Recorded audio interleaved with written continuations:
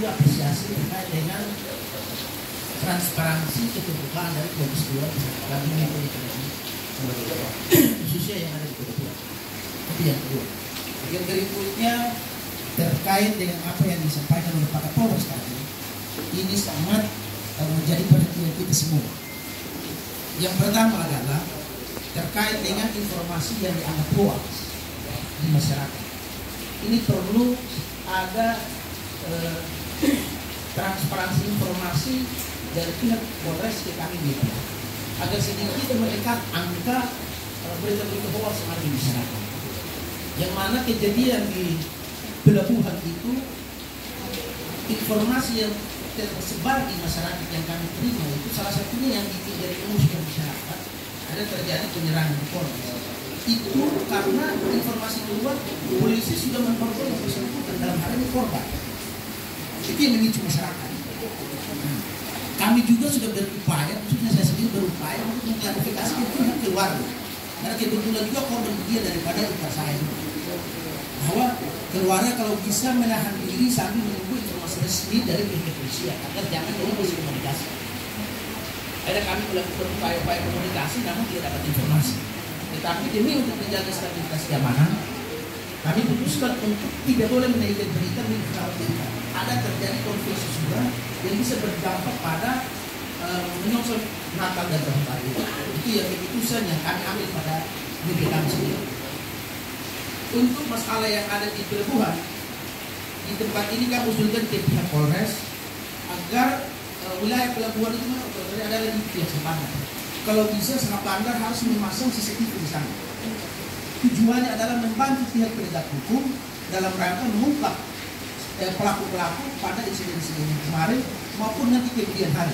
Karena area-area itu memang mau ditertibkan aturan, pasti terjadi juga bentrok di sana. Contohnya pedagang asongan ini sebenarnya dilarang, tetapi tradisi sesuatu yang memang sebenarnya salah. Ini salah sebenarnya. Kalau mau diterapkan aturan nanti bisa jadi konflik sosial lagi. Nah, ini semua serba dalam posisi dilematis untuk menegakkan sebuah aturan yang benar di area pelabuhan. Maka untuk menjaga semua ini diharap agar CCTV ini didorong untuk dilaksanakan. Biaya sekitar 5 jutaan. Kemarin saya ngecek itu biaya sekitar 5 jutaan, berarti beberapa sektor di pelabuhan itu sudah di-cover. Mungkin itu saja dari saya. Terima kasih Pak Kapolres atas perhatiannya. Terima kasih. Wassalamualaikum warahmatullahi wabarakatuh. Waalaikumsalam. Jadi terima kasih ya masukannya. Jadi kami kemarin setelah kejadian itu saya mengambil langkah untuk langsung bertemu dengan Kepala Sabandar. Memang dari Kepala Sabandar juga beliau menyampaikan untuk CCTV itu belum terpasang. Saya juga sangat menyesalkan sekali karena setelah sekian lama Pelabuhan Yos Sudarso ini berdiri di Kota Tual kok tidak ada CCTV satupun di Sabandar itu, di wilayah pelabuhan. Di semua tempat, hampir di semua tempat tidak ada titik yang ada CCTV, sehingga kami kemarin sedikit menyayangkan, tapi Pak Kepala Sabandar juga menyampaikan itu menjadi pembelajaran bagi pihak Sabandar. Nanti ke depan akan direncanakan untuk dipasang CCTV itu, sehingga apabila terjadi kejadian-kejadian apapun di Sabandar itu dapat terekam. Nah, ini juga menjadi sedikit kesulitan dari pihak penyidik kami. Kemarin kami juga sudah melakukan pemeriksaan beberapa saksi. Jadi nanti kita akan berupaya semaksimal mungkin dengan keterbatasan yang ada, kita akan melakukan upaya-upaya penyidikan sampai menemukan pelakunya. Tapi ini yang kami harapkan pada masyarakat, apabila terjadi sebuah permasalahan, jangan lagi menambah permasalahan itu.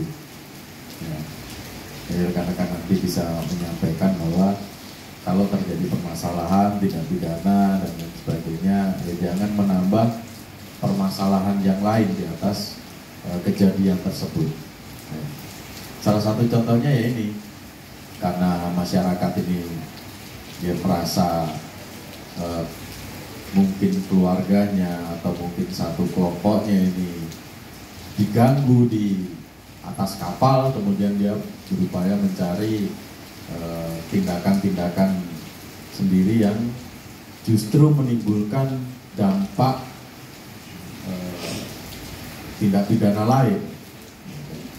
Awalnya kan sebenarnya cuma karena pengerusakan lapak dagangan yang ada di atas kapal.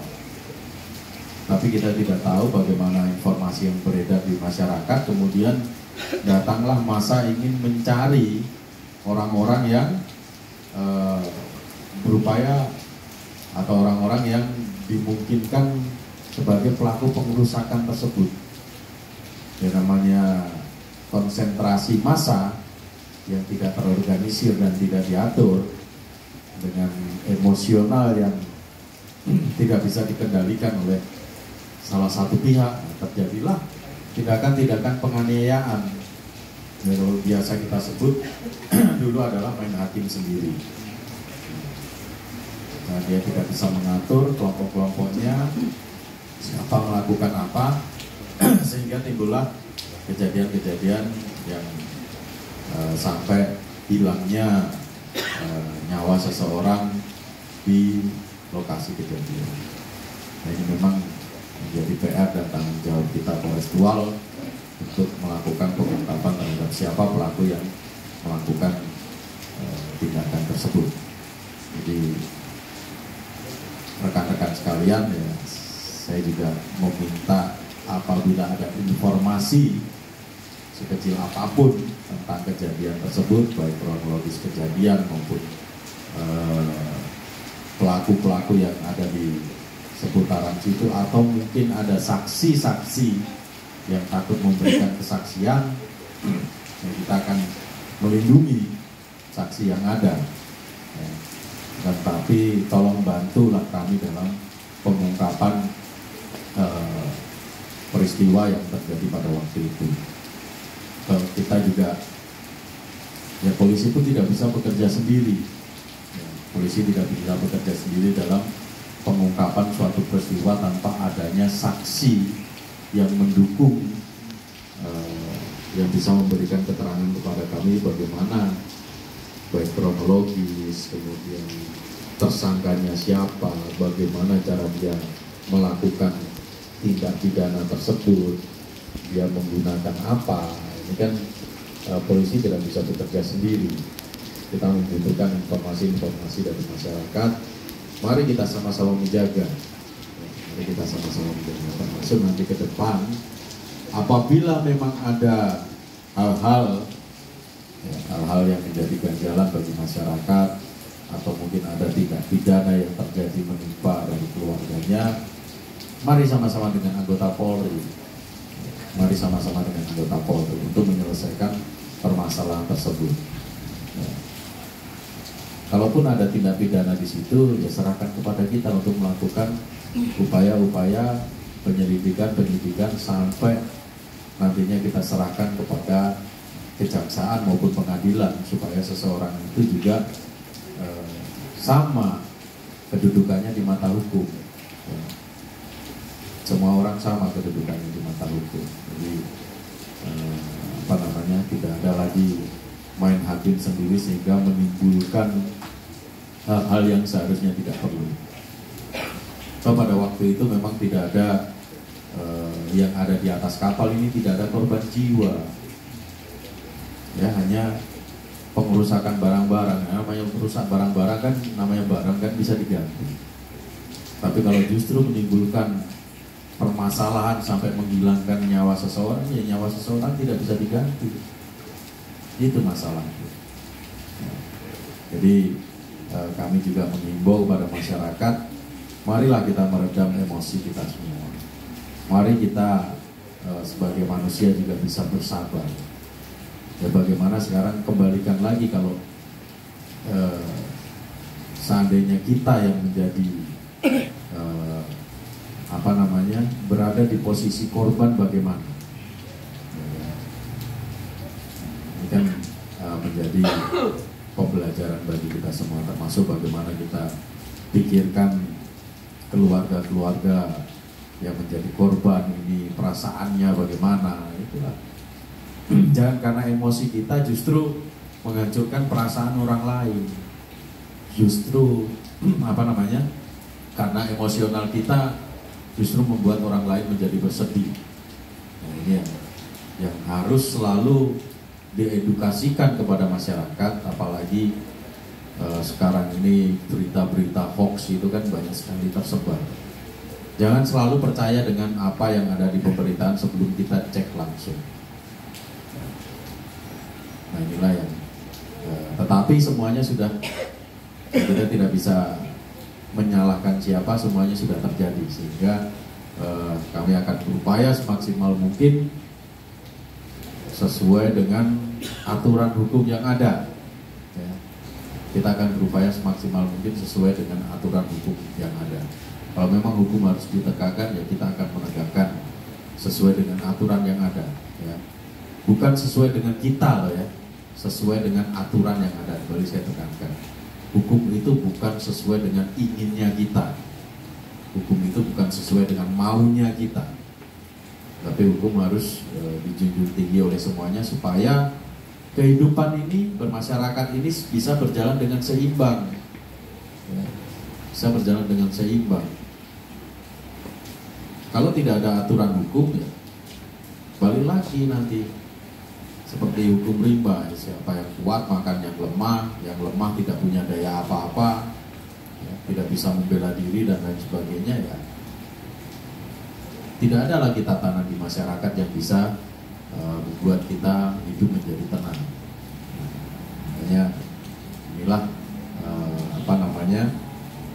kita ingin menghimbau kepada masyarakat, jangan membuat permasalahan baru, karena permasalahan yang lama pun belum diselesaikan. Itu termasuk kemarin memang jadi antara Tual dan Maluku Tenggara semuanya selalu disangkut pautkan. Sampai rekan-rekan sekalian ada yang menyangkut pautkan masalah ini dengan apakah ini tersangkut dengan masalah di Elat dan lain sebagainya. Hal-hal yang justru bukan meredakan atau menyelesaikan permasalahan yang ada, justru malah menambah masalah. Nah, inilah yang kita juga sangat sesalkan, kenapa kejadian ini sampai terjadi. Demikian rekan-rekan, mungkin ada tambahan, masukan.